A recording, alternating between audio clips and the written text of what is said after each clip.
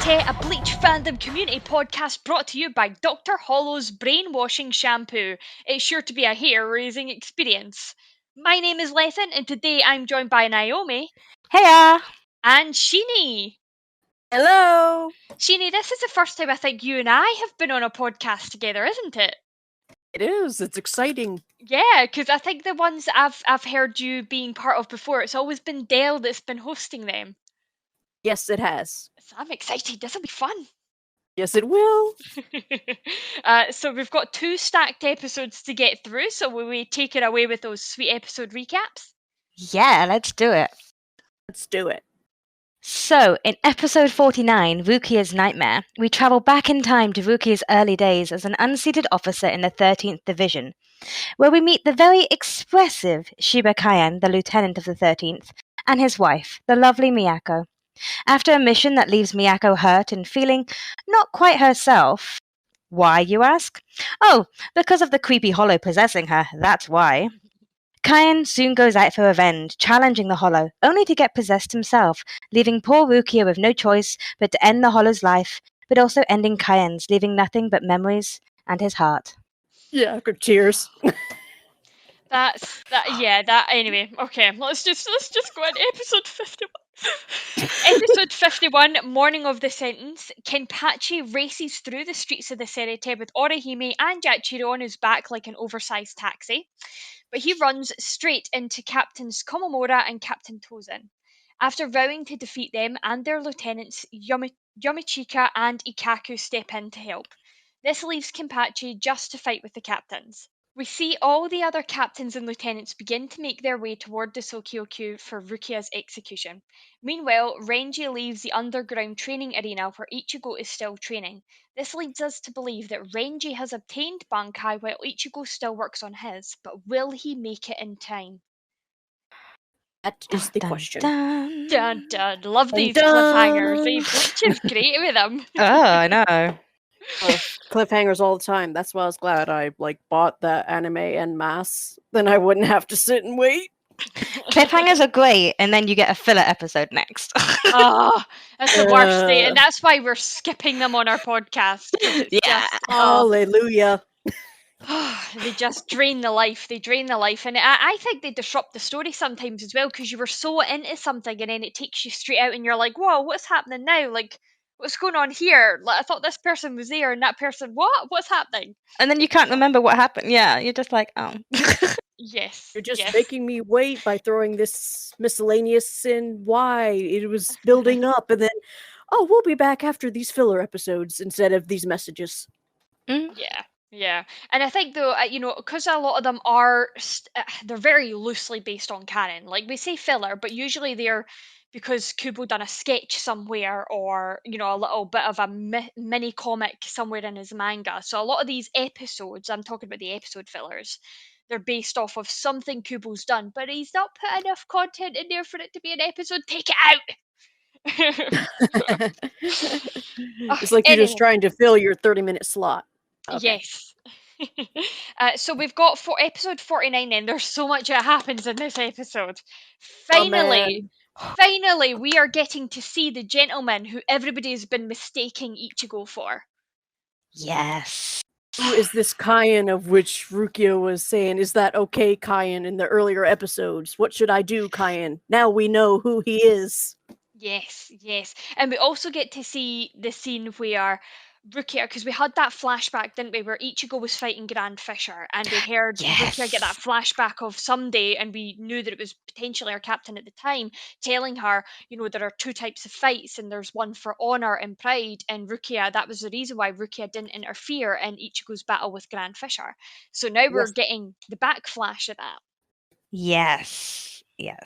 And it's great because a fun little tidbit is that, that episode back then was, of course, Memories in the Rain, and now this one is also another part of Memories in the Rain. It's actually called Memories in the Rain in the manga, so it's got that whole link to it as well.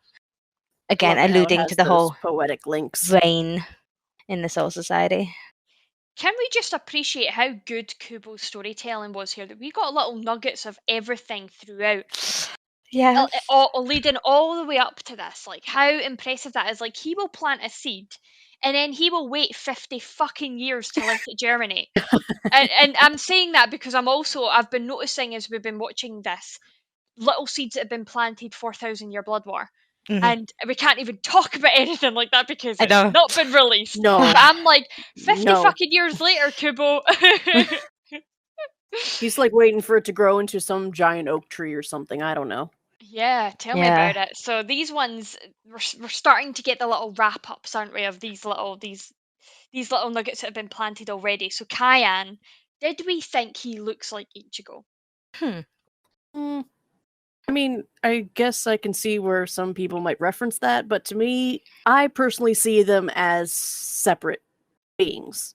To me, I mean, I guess with the spiky hair or something, perhaps, but I still Yeah. see Rukia seeing Kaien as Kaien and Ichigo as Ichigo personally, but that's just me.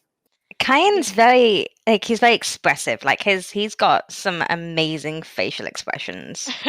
Which is quite similar to Ichigo as well, though, isn't it? It is, yeah. I can see it in Ichigo's hair, not the colour, obviously, but the hairstyle, and I think the jawline. I can see where Mhm. people were getting that, where Kaien and Ichigo look similar thing from. I can, now that you mention it, I can see it in the jawline too.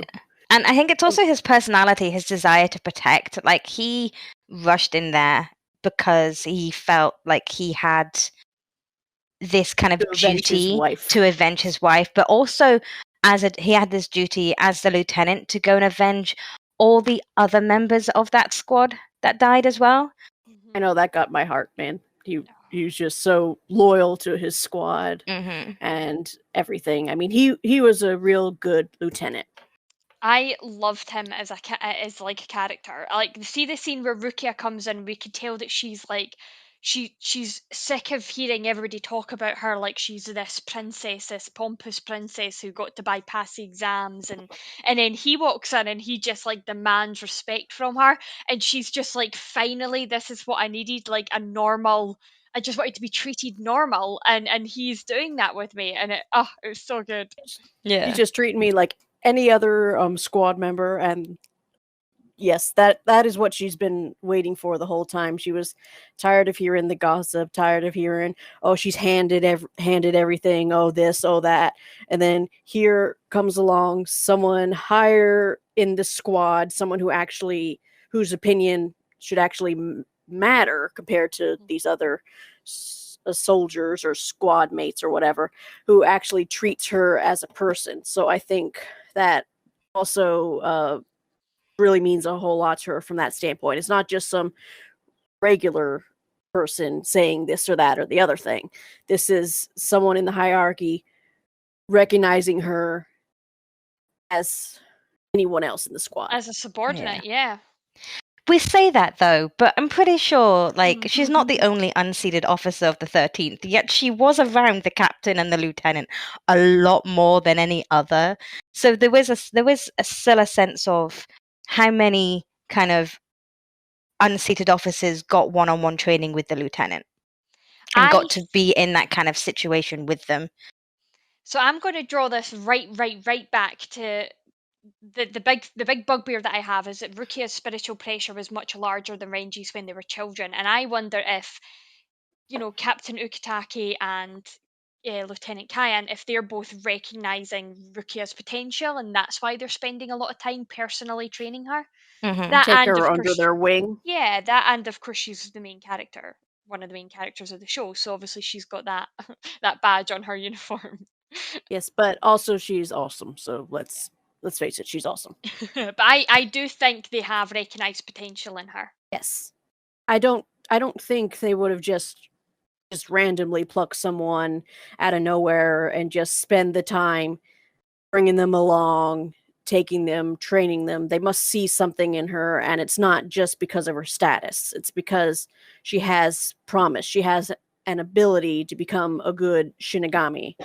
And I think both Ukitake and Kaien saw that in her, and that's why they brought her along. That's why they had her with them. And like you said, Lethan, she had greater spiritual pressure than Renji did. So no doubt that the captain and the lieutenant would recognize her great amount of spiritual pressure and would want to help her train and learn how to harness that to become a useful member of the squad. And yet she goes to her brother, doesn't she? And she says that she wasn't given a seated position because of her skills and level of ability. And I wonder if maybe what Dell said all those episodes ago about a bit of self-sabotage was starting to happen with Rukia, where maybe she was believing that she wasn't good enough, and maybe that's why the lieutenant and captain are spending time with her to make her realise that no, actually she is. Because I felt like Rukia's gone through a bit of a journey here, hasn't she? In her youth, she was so confident in her abilities and in what she could do and standing up for herself, and then she seemed to go through this rut in the academy, but has come out the other end now and seems to be finding a bit more of herself again. Yeah. It seems like what she had before she went into the academy was slowly drained out of her, I guess. Actually hearing what all these people were saying and all, maybe it just started getting to her, because I guess in the Rukon guy, she didn't have all these people, saying things about her. Oh, they're from here, or they're, or this or that, because they were all from the same place. Then she's brought into this new world, so to speak, the academy. And let's face it, a lot of the people in the academy are from better places than her and Renji were.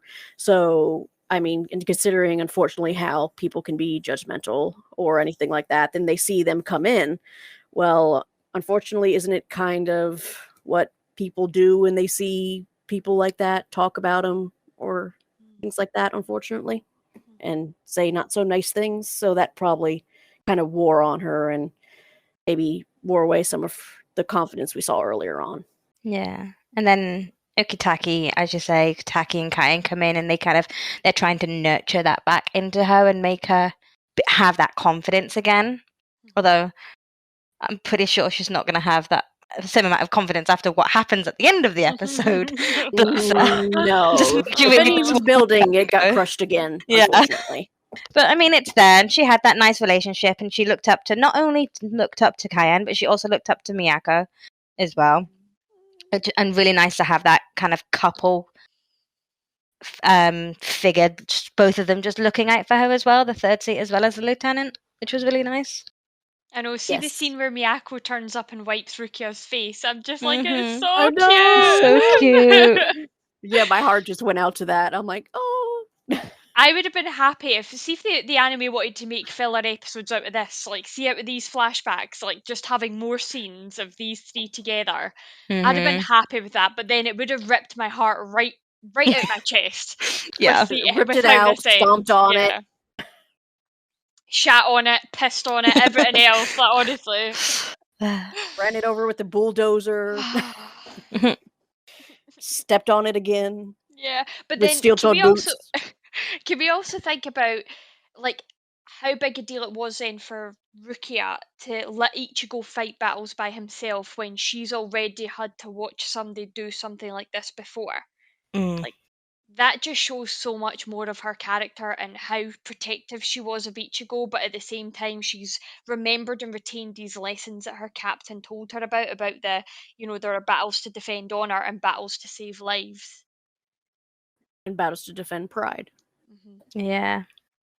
I mean, you see how she grew from that standpoint, like a protective standpoint, but also, like you said, she grew from the lessons that she learned as well. Granted, she might have learned that lesson in a somewhat traumatic experience, but nonetheless, she still learned the lesson and took that with her.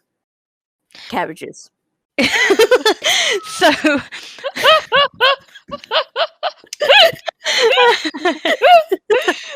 the silence was the perfect spot for it. I'm sorry. That's fine. But thinking back on previous episodes, can we shift the attention to Ganju for a second? Go for it. Yes. Because we know that Ganju has lost a brother. And we know that, do we know this? No, I'm confused. Yeah, no. I think we do. I think we know this. Piece it all together now. Yeah, we can piece it together that this, like the brother that he's lost was Kaien. Yeah. Yes. And so the Shinigami that killed Ganju's brother is the very Shinigami that he's going off to save. Yes, so we actually got that, didn't we? Because when they turn up to save Rukia and he sees her for the first time, he says, "This is the Soul Reaper that killed my brother." So we're now finally getting that full circle Story. as well. We're seeing who this mysterious brother is, the circumstances behind his death, and we can see that although Ganju thinks that Rukia killed his brother, Rukia didn't actually kill him in cold-blooded murder. It was more of a sense of she saved him more than killed him. Yeah. But here's the thing. She doesn't realize that at the moment. No. She still very much is guilty, feeling guilt and feeling shame for it, isn't she? Mm-hmm. She's blaming herself because she feels like she did it to protect herself, not help him. That's where she's coming from right now. Yeah. And that's where all that guilt stems from. But also, can I bring this to Ukitake? Because I feel like without Dale here, somebody needs to. So Yes. No, I'm all for Ukitake. I've got a note for Ukitake as well, so. Excellent. Like his coughing and then coughing up blood. Oh yeah. I love you, Ukitake, but this whole episode painted him in a really bad light, as if to say, how is this man fit to be a captain? Like, I love Ukitake. Yeah. There are reasons why he is a captain, but this episode painted him in a really bad light with his really poor timing of his ill health. I was just like, oh.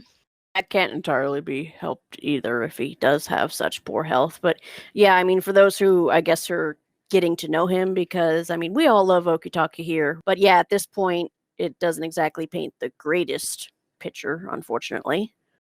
He did teach Rukia that really good lesson, but I can understand with the timing of his illness, it'll make some people say, then how did he become a captain? Mm-hmm. But it also, like, it can also shine a light on that appearances aren't everything, and you shouldn't judge a person by an illness or by something that's holding them back, because there are other great qualities as well. Like, you can tell how much he cares for his squad. You can tell how much he feels for Kaien with the whole Miyako incident, and how he goes with Kaien, despite the fact that he may be not 100%, he still puts himself out there. He still tries to avenge and fight Kaien and fight the hollow in Kaien's body, with like risking his own life for the protection. So you can see that there is so much more to Ukitake than just what we're seeing on the surface. There is that loyalty. There is that, he's got that leadership. He's got a really good way of words, and how he just says that I've noted down as the pride speech. Yes. And because that's something that is going to, even however many years down the line, more years later. Rukia is now kind of still remembering that one speech from that one fateful night and putting it into practice for a similar situation, but she's still remembering it. So Ukitake does, he's there. He's a very prominent figure, and that people shouldn't just look at his illness and what's holding him back, and should look at the other points of him as well. You could tell he respected Kaien and his wishes, because he gave Kaien the chance to fight on his own and to avenge Miyako and avenge his squad. He understood where Kaien was coming from. He gave him the chance to do so, which, I mean, shows that he respects them. Unfortunately, it didn't end the way we probably all would have wanted it to, but I mean, you could still tell that he cared and respected Kaien. Yeah, and he respects him enough to not have replaced him. Because the 13th doesn't have a lieutenant at the moment, and we can, by piecing it together, we can probably assume that they haven't had a lieutenant since Kaien died. Yeah, you're right. It's a very honoring tribute within itself. And we could tell how much Kaien's death affected Ukitake in the episode where he sees Ichigo for the first time. So when they're on that bridge together and Ukitake stops Byakuya from attacking, and then he's like, "Byakuya, who is this man?" And you can see Ichigo reflected in his eyes, and he's just in shock. And Byakuya's like, he has no relation or whatever to the man you're thinking of, but right. Yeah. It's Ukitaki's face in that moment that you can see he is not over the death of his lieutenant. No. No.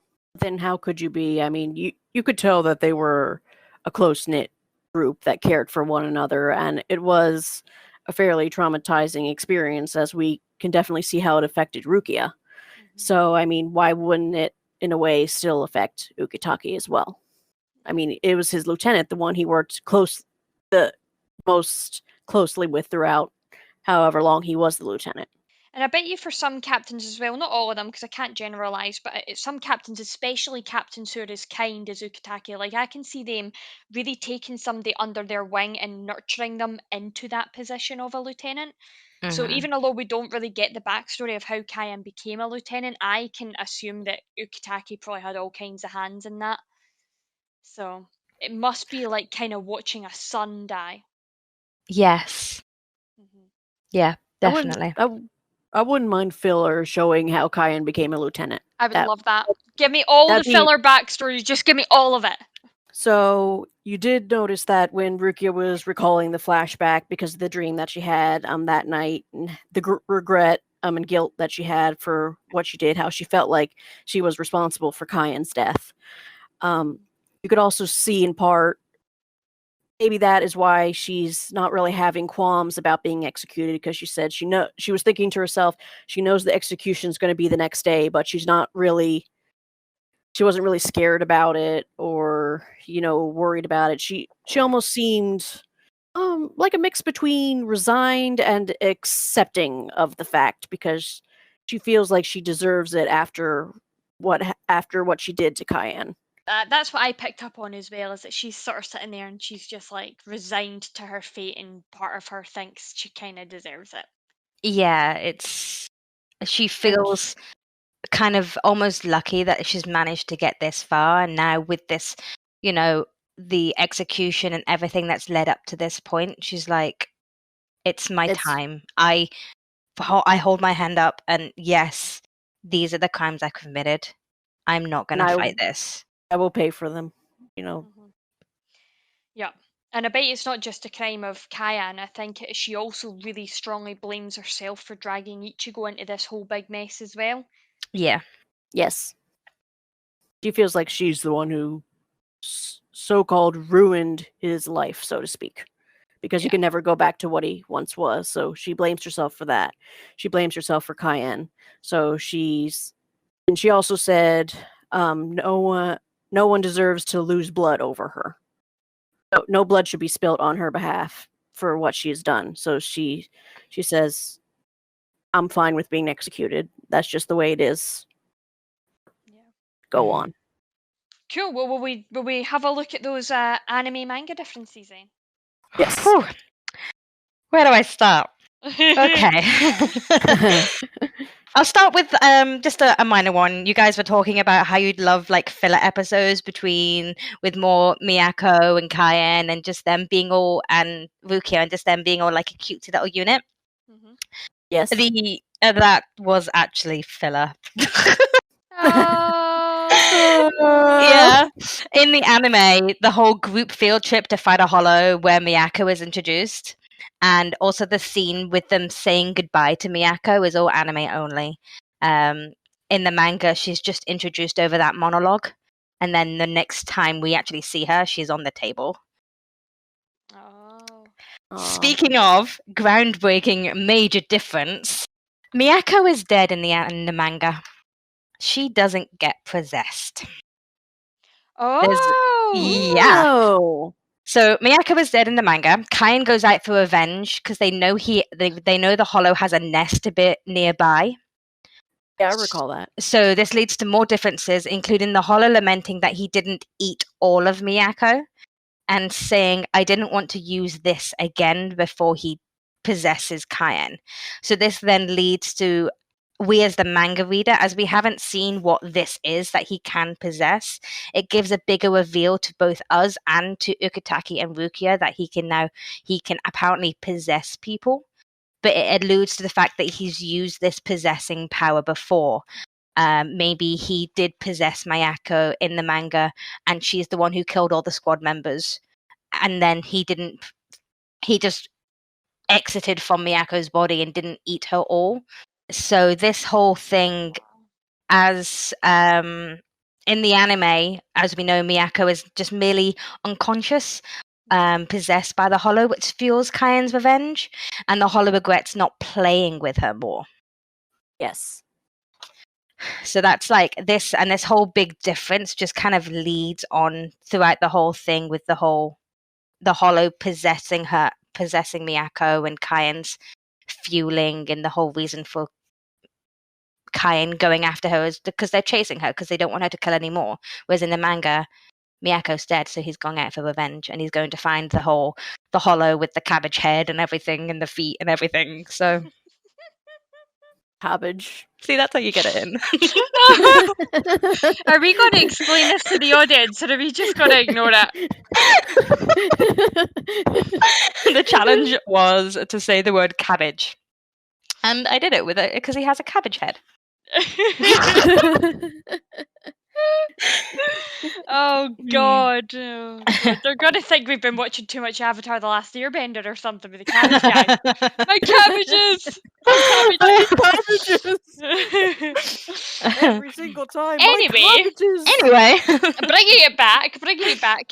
That's really interesting that was like anime, anime only. I understand, like the anime giving us more scenes in Miyako is because they want us to care for her more, so that when she does pass away, it's more of an impact. Because if we barely see her, we've got no attachment to her, so we don't really care really what happens to her. No, and we don't see what Rukia admires about her either if we don't see much of her. yeah. Exactly. I feel like obviously in a manga, like in stories and stuff, you get away with that a bit more. But I feel like on screen you have to show it. You have to show it a bit more. And it's so funny actually because I have been rewatching all of Bleach again, not on the back of this podcast, but again after this, with a friend who we play Among Us with called Swiftla. And she and I were watching this episode together. And as soon as like Miyako was really, really kind to Rukia, she messaged me and she was like, "They're gonna die, right?" And I was like, yeah. I mean, like this is a typical thing that like TV shows and movies do, is that they have to make you care about the character, otherwise killing them, there's no point in killing them. No, Mhm. You know what I mean? 'Cause impact. then, yeah, exactly. So, Yeah. And I mean, it did have an impact. I mean, oh yeah. both me and my sister just looked at each other when the Shinigami is like, she's unconscious and she's not in any danger. Me and my sister just kind of looked at each other and was like, wait, what? We had to rewatch the scene like a good 5 times to actually realize, got so confused. Because I'd forgotten what happened in the anime. And then when the whole possession thing happened, I was like, oh my gosh, this makes so much more sense. She's possessed. She's not, that's why she's still alive. And it was such a huge impactful shock for us to see that she was kind of possessed, and that the Hollow need to not, I keep wanting to say his name and his name hasn't been revealed yet. Yes. It's barely a spoiler. Let's call him Cabbage Hollow. Right? For the Cabbage Hollow. There we Cabbage go. Hollow. So Cabbage Hollow. it was such quite a lot more impactful in the anime, I must admit, even if it was a big shock. But that was like the major difference. But there's more differences. I'm not finished yet. Oh my god. Just one more thing to say about that, real Yeah. quick.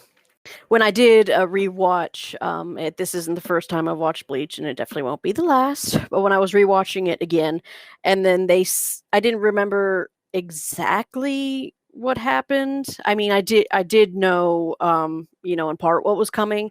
But when they said that the only one that came back alive was Miyako, and she's not in any danger, I was thinking to myself, no, that just seems way too suspicious. There's something else going on here. I mean, even when I watched it the first time, I'm like, there's something else going on here. It can't be that simple that everyone else has been killed off, and then that she's the only one that's come back, and she seems relatively unharmed. I was thinking, there's got to be more to this. And then when I did see for the first time that she did get possessed, I'm like, okay, now that makes a little more sense. But I just had a sneaking suspicion that that wasn't all there was to it the first time I watched it. Yeah. Can we also just appreciate the fact that there is a hollow, just a hollow that has managed to take down a lieutenant in a third seat?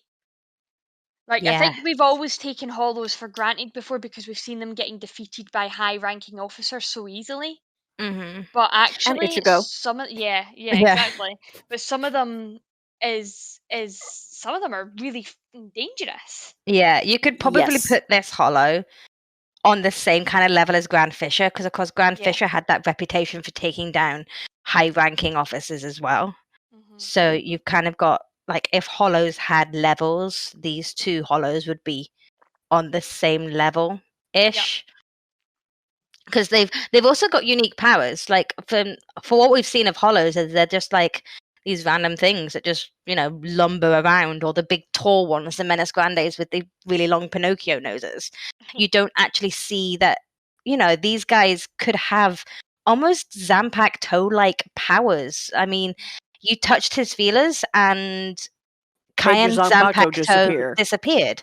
And, you know, that's not going to be an average hollow ability, because we've never heard of it before. It's like these hollows have these unique abilities, kind of like each Zanpakuto has a unique ability as well.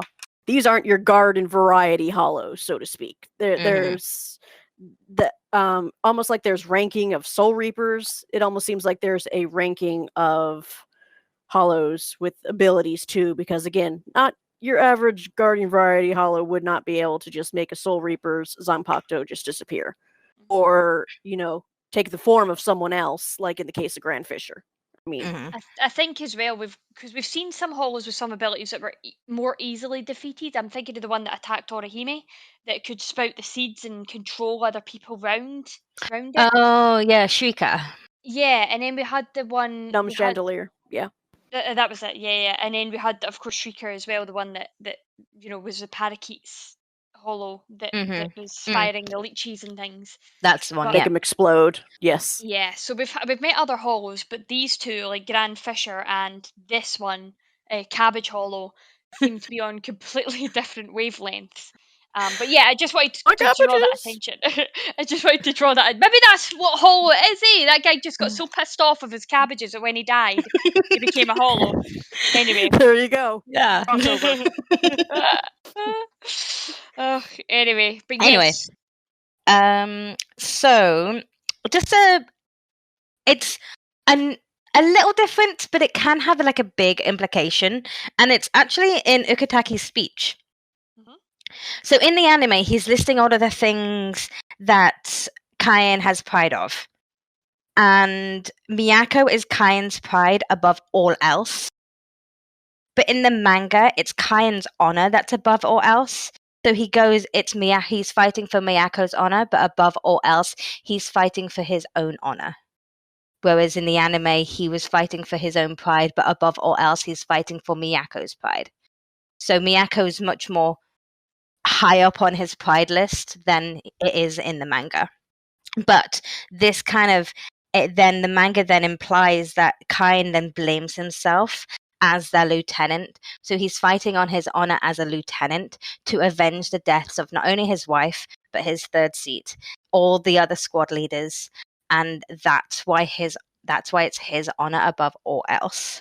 Part of me sitting here going, what about fucking Ukitaki's honor? Like, that's his lieutenant, that's his third seat, that's his... So I could see it from the more personal side of, like, wanting to take a revenge for the death of his wife. I totally, like, that's relatable to me, and I get the honor and pride and everything are huge in Japan, but I'm also just like, well, why is Kaien's honor so prevalent, and yet Ukitaki's honor, he's just like, yeah, it's cool.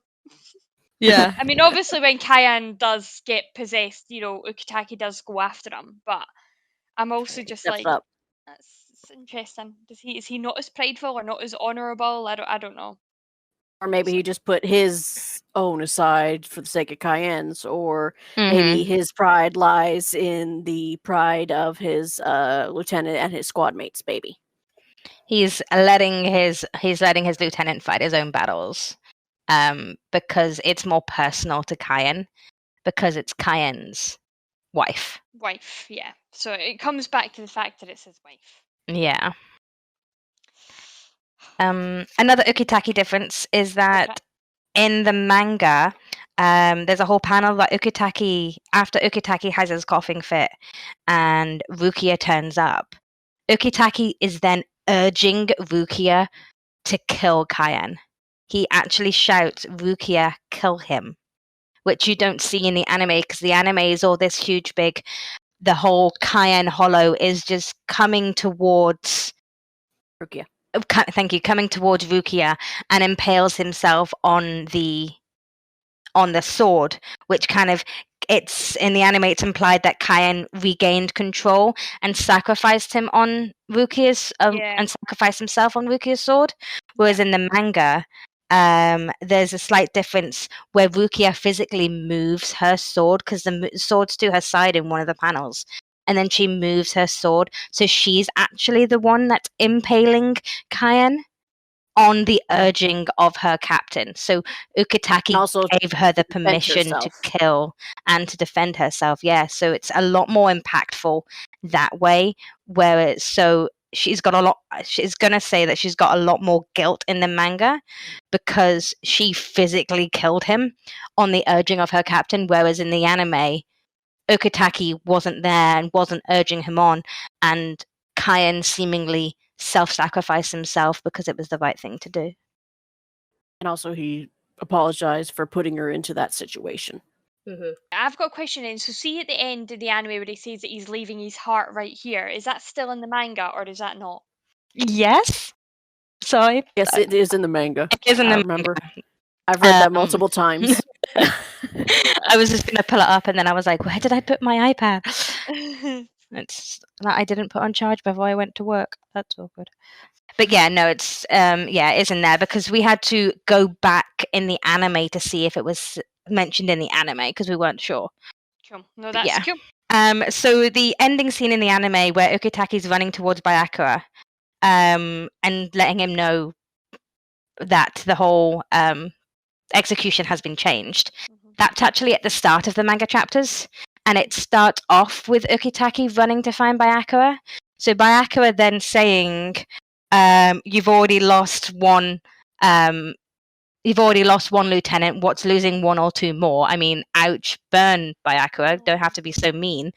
But especially to your sister. That whole scene then leads into Ukitake just stopping and watching Byakuya walk away and then asking Kaien what he would do in this situation.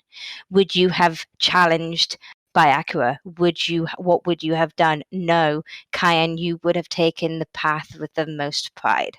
You would have taken the right paths, and then it leads into the flashback. That makes more sense. And that whole kind of monologue with Ukitake asking Kaien what he would do isn't in the anime. They've completely cut that from the anime. Wow. Which is interesting because Rukia asked Kaien what he would do at one point, and then why don't they have the parallel with Ukitake doing the same in the anime? That's a little unfortunate. Yeah. I would have liked to have seen it done that way, actually. That would have made more sense in my head. Mm-hmm. But anyway. I like parallels. Yeah. Yep. But yeah, that is my full A4 page of... There was so much. It was good. There was so much, but yeah. Really good. I'll admit, I've not got as many notes for episode 50 as I did for 49 anyway, so like... Neither do I, so it's fine. Yeah. So I think it's not going to take us as long to get through that one. So we'll move on to episode 50 then. 51. 51, yes, no filler. Yes, 51. Yes, sorry, my apologies, 51. You're fine. Totally had the right number written down now. I mean, we're ignoring it, so technically it's the 50th episode of watching, but we're ignoring the fact that the 50th episode of Bleach was a filler. Yes. What an anniversary. So we'll move on to episode 51 then. What did you guys think of this one? It was kind of like a run up. It was setting the scene. We saw a lot more captains, and we saw a little bit more of a relationship between captains. Like, I specifically liked Komamura and Tetsuzuzaemon's kind of relationship, because again, Komamura is another captain, and Komamura is the guy with the bucket on his head. Yes. Just in case none of you picked up his name. They kind of have a really close relationship because, again, Komamura calls Tetsuzuzemon by his first name. He doesn't call him Iba, which is his second name. He actually calls him Tetsuzuzemon, which I think is an amazing name. It just rolls off the tongue. It does. It does for you. I'm not even going to attempt to try it. It's taken me a while to Tetsuzaemon. get Tetsuzuzemon, yeah. Yeah, that guy. So, but then in a huge contrast, you also get the captain class team of the second squad with this huge kind of hulking, eating his rice crackers kind of oaf, I want to say, of a lieutenant, and his tiny little petite, so sweet. Well, not, that's actually, but no, she's not sweet. Not sweet at all. Kill me if I call her sweet. But she's just... She looks sweet, but she's not. Yeah, she's so petite, and it's just a huge contrast. And they haven't got that kind of, from what you've seen, they haven't got that kind of same relationship as we've seen in other captains. They don't seem close because she calls him Omeda. And we don't know whether that's a first name or a last name. It's just, you know, there's something in her tone of voice that she's not that kind of close to him. I don't think she entirely respects him. Yeah, I can think of another captain and lieutenant where they're clearly two very dynamically different people, where the captain is a short shit and the lieutenant is a taller, and they seem to get on a lot better than these guys. But yeah, I totally agree. Like, hits a guy with a short shit. I mean, I love that short shit. Yes. Don't tell him I said that. I was going to say, the whole of Squad 10's going to come down on you like a ton of bricks now. I'm telling my captain. They don't listen. Well, okay. Geisha listens to the podcast, but nobody else does, so it's fine. I'll get away with it. Yeah. So what I had, because I'll admit I did write down like Captain of Squad 2 because we could see the number on the back of the Hiyori as she was walking. So Captain of Squad 2, she has her Zanpakuto hanging from her hair. See, I was wondering this, and I don't think it is actually. I think the hair just overlaps because we were watching this closely, and we think it is still connected. It looks like it's connected by her hair, but I don't actually think it is. Okay. I don't think it is. Okay. It just looks like it is because of the way her hair hangs, like the two little tassels in her hair hang over not connected, though. Okay, right, that's fine. Because when I saw it, I was like, that's freaking a fashion choice. But like something I want to bring up from the last episode we did with Elv, actually, because I think Elv was onto something with the Yes. She really, really, really was. And it wasn't until like she put that seed in my head that I really started paying attention. And if we think back to the fight with Uryu versus Miuri, Uryu manages to draw Reshi from the building. So we know that everything in the Soul Society is made up of Reshi. It's made up of spiritual pressure, spiritual particles, right?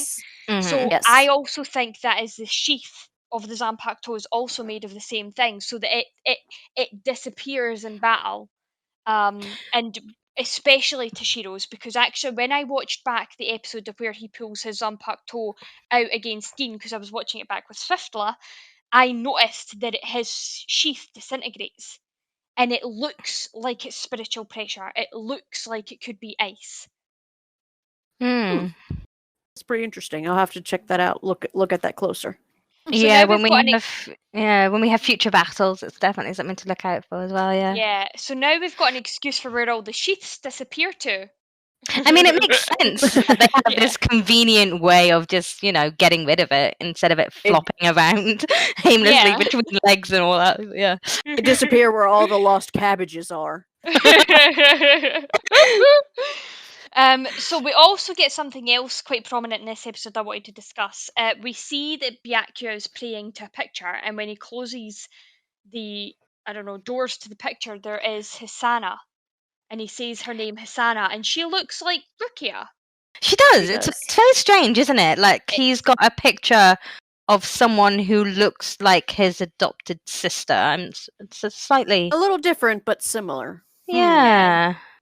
So I wonder what that's about. Guess we'll maybe find that out soon. Stay Yes, tuned. hopefully. Yeah. Intriguing. Can we just talk about Yachiro because Shiki's not here? Please, yeah. If we talked about Ukitake for Dale, we have to talk about Yachiro for Shiki. Go for it. Yeah, Oh, I love Yachiro being an adorable, almost probably annoying at this point, hanging off of Orihime. But mainly it's the nicknames that she gives the Karakura Those crack me up so much. We've got Jiggles, Monkey, Muscles, and Pencil. and then Uryu's like, Pencil. wait, did she call me Pencil? God, I'm so And glad other people picked up on that. Yeah. And then they've got the whole fact that Kenny, this big, like Kenpachi, this big, strong, everything is about fighting power. Not only does he have Yachiro running around on his back, but he also lets Orihime run around on his back as well. I love such a the squad. softie. He's such a softie, isn't he? I love Squad 11 now. Like this episode and just seeing Kenpachi is just making me love him so much more. Like he is an affectionate badass, isn't he?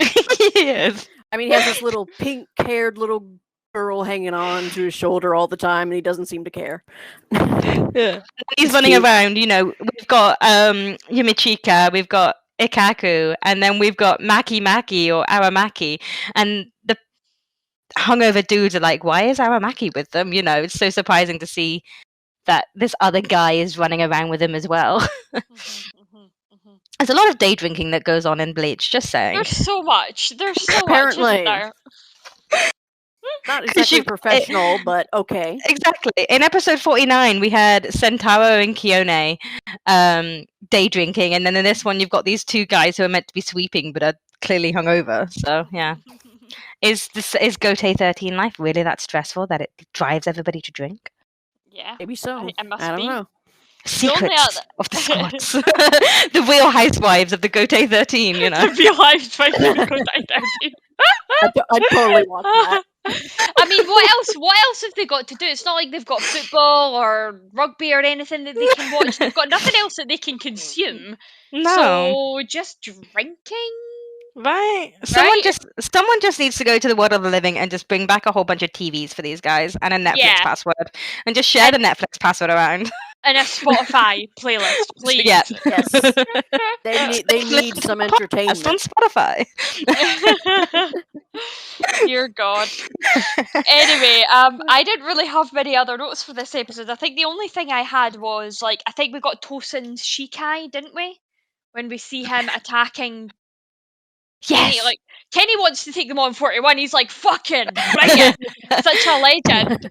But then, of course, he just ends up fighting the two captains. But Tosen, I'm assuming that was his Shikai then because he called and then there was an attack with all these blades that fired down. Didn't we also get Komamura's? I think so. Question mark, what was it? A big hand? The big hand? Was it the big hand? Oh, yeah. Yes. Tenkin? Yes, Tenkin. Yes. Because we were, me and my sister went off in a tangent about bankais and things that we can't discuss on the podcast because we can't talk about bankais yet. But it did lead to some interesting conversations with regards to Tosen's Shikai. Because it was very hard to see what Tosen's Shikai actually did. Just loads of swords just attacking. Which is very curious, which I could probably talk about next episode. Yeah. I think we're going to be going into a lot of this in more detail going forward, aren't we? But yeah, it was just we're getting little nuggets there. We're getting little things, and things are happening so fast. I don't know about you, but I've noticed the pace is picking up. It is. I mean, it's it is. The execution's at noon. And it's probably, we get more of a time frame in the manga. The manga says 5 hours before execution. So right now it's 7 a.m. And I mean, no wonder everybody's hungover because they're being woken up at 7 a.m. to work. Must drink to keep themselves awake or something. And coffee hasn't been invented yet. I don't know. Get them a Starbucks whilst we're at it. Get them a Starbucks. Yeah. Maybe they're just going with tea or just whatever. So it's 7 a.m. in the morning, and we've got all these captains getting ready. We've got all these fights happening. You've got Bayakura leaving the underground training hall. You've got Ichigo training and probably has been up since the crack of dawn. You've got Kenpachi bursting into four and rescuing criminals, you know. He's gone mad. Yeah. It must be terminal. So yeah, there's definitely a lot that's happened in the space of just a couple of hours in the lead up to, I think, the whole Rukia's execution being moved forward was a surprise to everybody. And you can see it by how everyone is reacting and how people are just kind of spurring on, and how the action is as you say, is getting a lot faster. And I think in the coming episodes, we're going to be jumping around a little bit, picking up on different places of where everybody is and trying to figure out everyone's kind of role in what's about to happen. Whose side they're on? Are they on the Gotei 13 side, or are they on Rukia's side? You know, right. This whole thing is unprecedented with how it's being moved forward so quickly. So no doubt everyone's going to be surprised by it. So it'd just be interesting to see who stands where and how they're all reacting to it. Yep. Oh, I'm excited. We've got loads to look forward to. We've got so much to look forward to. But that's me. I'm done with all my points. What about you two? Have you got your anime manga differences, haven't you? Yeah, but there was none. Oh, was there not? Okay, that's fine. No, there was there was nothing. I think episode 49 tapped the anime out of manga differences, and they were like, you know what, we should actually be true to this episode. That's good. No differences there. The only thing is that we get the second captain's name in the manga, but we don't get it in the anime. Oh, well, then if it's in the manga, I think we can see it. Yeah, her name is Soifon. Soifon. Yep. Soifon. Shout out to Dex in the server. Yes. Soifon obsessed. And my sister loves Soifon too, because the first thing she goes is, she's so cute. I'm like, okay. Okay. Is this your sister watching Bleach for the first time? No. Oh, okay. I was going to say, because I was like, that's probably going to change. Yeah. No, she watched Bleach years ago, and we're just kind of rewatching it together. But yeah, if she joins the server, she would probably choose 2. Oh, we need more 2s. Get it in. I'm joking. No pressure. Cool. Okay, need to get my sister to watch it. I mean, I've been bullying all my pals into doing it. Like that's been Swiftla has been joined the server now, and we're watching it together. Like I'm bullying her into it. Yeah, I need to drag my sister into it. I mean, like, you're getting me into all these Korean dramas. I'm going to get you into anime. Come on. Yes, I think that's fair. That's fair. Cool. Okay then. Well, have we got anything for delving into the Dangai? There is something, just a little, something that's been shared on Twitter. We spoke a couple of episodes about Club Outside, the official Kubo fan club. Well, they are going to be doing a watch party using Amazon Prime to watch Burn the Witch, and you can watch this along with Kubo himself. So it's probably all going to be in Japanese, and Kubo himself is going to be there. And Amazon Prime apparently has a watch party feature. I didn't know that. So they're going to be watching Burn the Witch with Kubo. So cool. If you have access to Club Outside and want to take part, check it out. That's a question. It may or may not have passed. It may or may not have passed by the time this episode comes out. That's true. Yeah. Yeah, go and look it up. It's up to you, listeners, to go and the souls listener need to go and look it up. It's posted on Kubo's official Twitter, which is at Seireitei_official. Cool. All right. Well, that brings us into our Shinigami Cup Peroxide edition. So we'll start these awards off with who wore it best then. Okay. So my who wore it best is Kenny and his double backpack. That's good. I like that one. That's good. Okay, mine is how everyone looks in the credits. I like the song Happy People. It's cheery. Everybody just, hanging out, doing their thing. So I'll give everybody little props in that one. I must commend the photographer actually, because how they managed to get all those male captains sitting on a step looking that cool. Like they must have had to do Yes. some serious bragging, like some serious bargaining to get the captains to sit like that. Must have blackmailed them with something. Or something, yeah. Bribing them. Okay, my who wore it best was, of course, the cabbage hollow that wore Miyako. Aww. Yeah. Like a big meat suit. Yeah. Cool, best ship. My best ship is Ishida and the Butterfly. Oh no, you stole mine! I loved that one. Yes.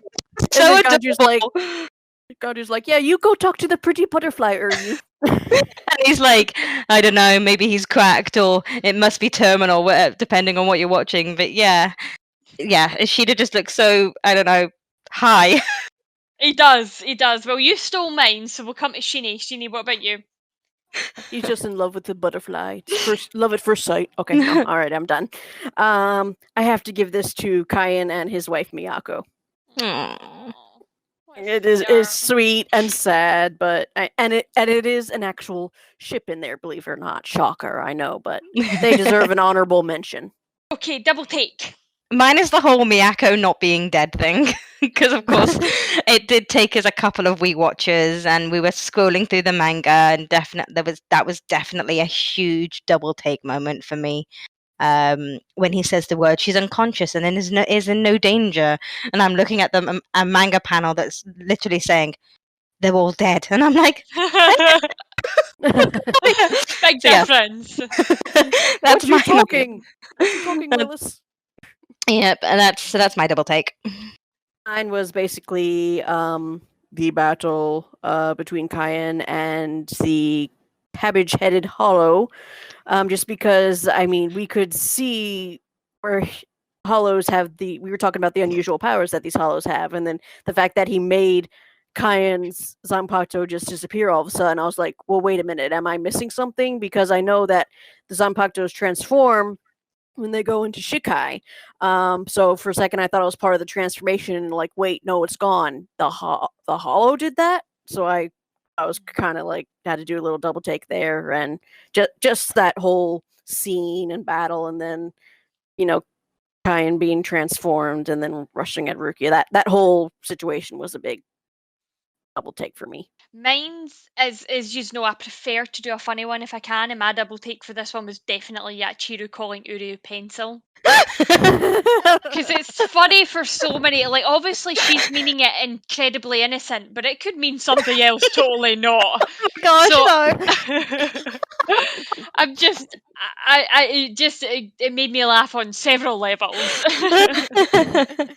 And then I just love how he pauses and is like, did she just call me pencil? Anyway. And that brings us into our fandom shoutouts then. So, Naomi, will you? Okay, so this is a really striking piece of artwork, and it ties in a little with what we spoke about today because it depicts the Grand Fisher fight between Ichigo and Grand Fisher. And the art style and the colors used in this is literally just jaw-dropping. It is by RetroSpacePunk on Tumblr. Oh. And there we go. Oh, look at that. I love that. Oh, wow. That's so cool. That is awesome. Yeah, I had quite a few fandom shoutouts because all of a sudden my Twitter has just started recommending me Bleach fan art, and I'm like, oh, Twitter's doing something right. And most of the time, randomly, it's Aizen and Ichigo fan work, and I'm like, and I get the odd others, but then I was scrolling through Tumblr and this popped up, and the colors are just so striking. It suits their name as well, RetroSpacePunk. It's got a very kind of retro theme to it. Mm-hmm. But yeah, I love the feel. Yeah, this just kind of jumped out at me, and I'm like, that is amazing. It's the harsh outlines. See that really thick outline? It's like black and Yes. then white.